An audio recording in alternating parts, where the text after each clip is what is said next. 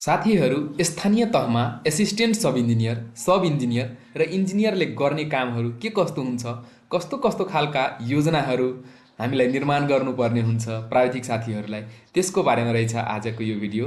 नमस्कार, तपाईँ हेर्दै हुनुहुन्छ civil engineering king YouTube channel Ajay Kumar मण्डलको साथमा। साथीहरू, सबभन्दा पहिलो कुरा त भवनका कुराहरू, भवन निर्माण चाहिँ गर्नुपर्ने हुन्छ र भवन चाहिँ आरसिसी भवन हुन सक्छन् या टिन ट्रसका भवन हुन सक्छन्, होइन। यसमा चाहिँ हाम्रो पहिलो नम्बरमा म राखेछु विद्यालय भवन निर्माणका कामहरू प्रत्येक स्थानीय तहमा भइरहेको छ है, र यो कामहरू हामी प्राविधिक साथीहरूले, इन्जिनियर साथीहरूले गर्ने काम हो।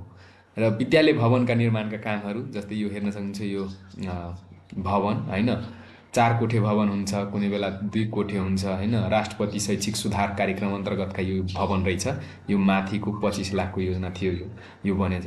त्यस्तै चाहिँ भवनको भित्री चाहिँ हेर्न सक्नुहुन्छ। त्यस्तै चाहिँ पालिका तथा वडा कार्यालयका भवनहरू निर्माण गर्ने कामहरू सुरुमा अहिले त मान्नु न दोस्रो कार्यकाल चलिरहेछ, त्यो हिसाबले हेर्दाखेरि कुनै ठाउँमा चाहिँ वडाका अफिसहरू पनि छैन, पालिकाको आफ्नो अफिस छैन, भाडामा बसिरहेछ, त्यो हिसाबले पालिकाको अफिसहरू पनि बनाइरहेको हुन्छ होइन, वडाका अफिसहरू। त्यस्तै सामुदायिक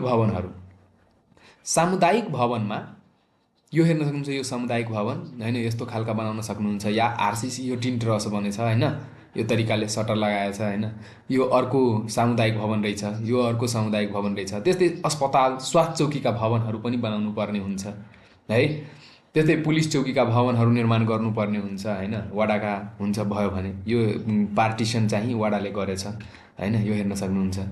त्यस्तै चाहिँ पार्टिसनका कामहरू, यो एल्युमिनियमका कामहरू पनि हामीलाई गर्नुपर्ने हुन्छ।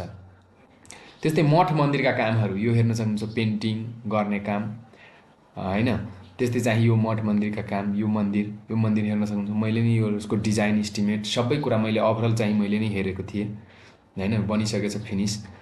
त्यसपछि घेर पर्खाल निर्माण, घेर पर्खाल चाहिँ 2 तरिकाबाट गर्न सकिन्छ साथी हो, 2-3 तरिकाबाट।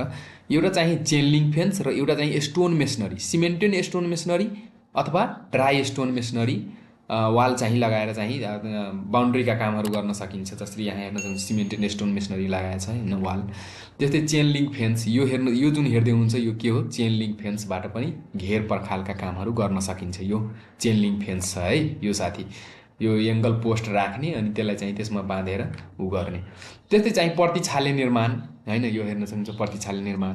त्यस्तै चाहिँ सत्तल निर्माणका कामहरू होइन, पेभिङ ब्लकका कामहरू होइन, आँगनमा भइरहेको हुन्छ नि। त्यस्तै चाहिँ स्कुलको पनि प्राङ्गणहरूमा चाहिँ यस्तो गर्नुपर्ने हुन्छ, या कुनै पार्क छ भने त्यहाँ पनि गर्नुपर्ने हुन्छ। अब साथी हो, त्यो त हेर्नुभयो तपाईँ के भवन निर्माणका कामहरू होइन। अब सडक सम्बन्धी चाहिँ हेराउँछु। सडकमा तपाईँको पिसिसी बाटो ढलान गर्नुपर्ने हुन्छ, कुनै ठाउँमा आरसिसी बाटो ढलान गर्नुपर्ने हुन्छ, जसमा रड चाहिँ ओछ्याएर होइन, बिछ्याएर चाहिँ गर्न सक्छौँ हामी, यो गरिरहेछौँ होइन। त्यस्तै चाहिँ यहाँ हेर्न सक्नुहुन्छ, तलतिर सोलिङ छ, सोलिङ पछि चाहिँ त्यो रेन्फोर्समेन्ट राख्ने अनि ढलान गर्ने। त्यस्तै चाहिँ बिटुमिनियस रोडहरू पनि हाम्रो स्थानीय तहले कुनै ठाउँमा चाहिँ बनाइरहेको हुन्छ। प्रायः त यो पर्दैन होइन, यो गर्दैन, किनभने यसको चाहिँ अलि सस्तो भए पनि यसको चाहिँ इक्विपमेन्टहरू त्यति उपलब्ध हुँदैन, त्यो हिसाबले चाहिँ आरसिसी पिसिसी नै गरिन्छ। र कुनै ठाउँमा चाहिँ बिटुमिनियस रोड पनि बनाइरहेको हुन्छ, रोलिङ गर्ने गर्ने होइन, बिटुमिन ओछ्याउने सबै काम। त्यस्तै चाहिँ ग्राभेलका कामहरू पनि भइरहेको हुन्छ, ग्राभेल राख्ने, यो हेर्न सक्नुहुन्छ, नाप जाँच गरिरहेको छु ग्राभेल भइसकेपछि। त्यसपछि रोड साइड ड्रेन होइन, यो रोडमा यो जुन हेरिदिनुहुन्छ, यो जुन हेरिदिनुहुन्छ यो के हो, साइड ड्रेन बनाउने होइन, यो प्लम कङ्क्रिट गरेर अनि ड्रेन बनाउने, अनि त्यहाँको पानी चाहिँ त्यहाँ वान साइड हुन्छ होइन, हिल्ली साइडमा चाहिँ, हिल्ली रोडमा के हुन्छ, वान साइडतिर चाहिँ ड्रेन हुन्छ। त्यस्तै चाहिँ यहाँ हेर्न सक्नुहुन्छ, साइड ड्रेनमा यो पनि ड्रेन हो, तर यो मार्केट एरियामा भएको ड्रेन, त्यसमाथि चाहिँ के हुन्छ, आरसिसी यो कभर स्ल्याब चाहिँ बनाएर राखेका हुन्छौँ, त्यो पनि गर्नुपर्ने हुन्छ। त्यस्तै चाहिँ ग्याबिनका कामहरू होइन, ग्याबिन जालीमा ढुङ्गा भर्ने कामहरू यो गर्नुपर्ने हुन्छ, यो हेर्न सक्नुहुन्छ।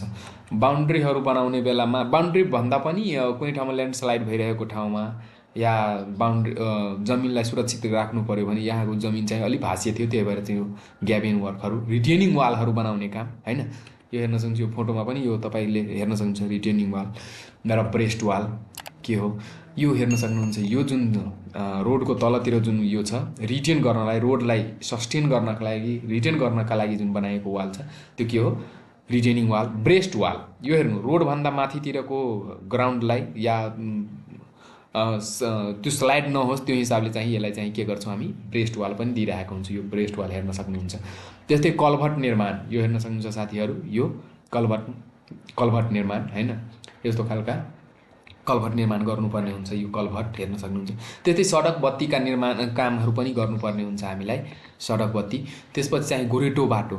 अब गोरेटो बाटोमा चाहिँ तपाईँको यो अहिले म भन्छु गोरेटो बाटोको निर्माणका काम, ढुङ्गाको छप्नी छापेर, जसरी यो हेर्न सक्नुहुन्छ ढुङ्गाको प्रयोग गरेर चाहिँ गोरेटो बाटो। कुनै कुनै ठाउँमा पिसिसी गोरेटो बाटो, यो हेर्नुहोस् साथी, यो तलको यो के छ पिसिसी, तल चाहिँ सोलिङ पनि छ र कुनै कुनै ठाउँमा यो ढुङ्गा प्लस के भन्छ ढुङ्गाको सिडी प्लस पिसिसी पनि छ है, दुवै चाहिँ मिक्स छ। त्यो अनुसारले चाहिँ गर्न सकिन्छ, ढुङ्गाको सिडी प्लस पिसिसी हैन, त्यो अनुसारले गर्न सकिन्छ। त्यस्तै गोरेटो बाटोमा रेलिङका कामहरू पनि हामीलाई गर्नुपर्ने हुन्छ। त यो हेर्नुभयो तपाईँले के सडक निर्माण सम्बन्धी कामहरू।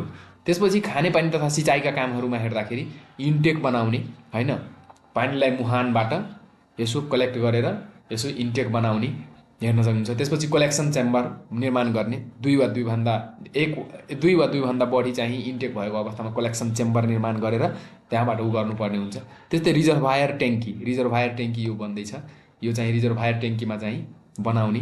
त्यस्तै चाहिँ पाइप ट्रान्समिसन लाइनमा यहाँ हेर्न सक्नुहुन्छ साथीहरू, जिआई पाइप प्रयोग गरेछ हैन, कुनै ठाउँमा त्यस्तो पनि हुन्छ र कुनै ठाउँमा एचडिपी, प्रायः चाहिँ हामी एचडिपी नै युज गर्छौँ।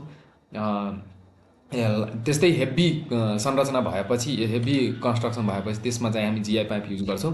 यहाँ चाहिँ एचडिपी पाइप चाहिँ युज गर्छौँ हामी पाइप ट्रान्समिसन लाइनको लागि।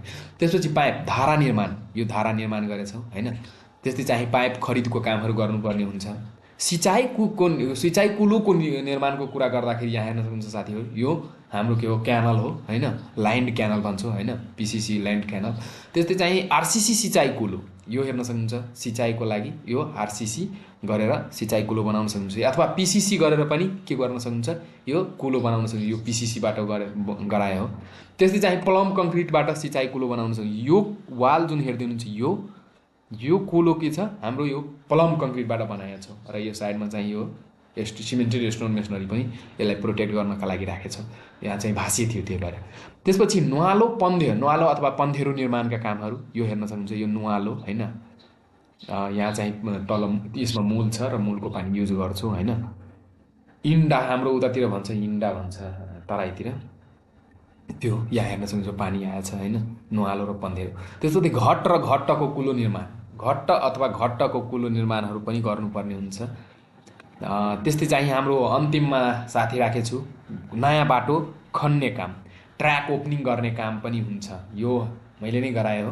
यो जमिन दिएपछि मान्छेहरूले यसो समन्वय गरेर धेरै कुराहरू हुन्छ त्यो गरेर अनि ट्र्याक ओपनिङ गर्ने काम पनि गरिरहेको हुन्छ। त्यसको लागि चाहिँ हामीले नै गर्ने हो, त्यसको इस्टिमेट, मूल्याङ्कन, सबै कुरा, ग्रेड कुराहरू सबै कुराहरू चाहिँ हामीले मिलाउने हो। यो हेर्न सक्नुहुन्छ है।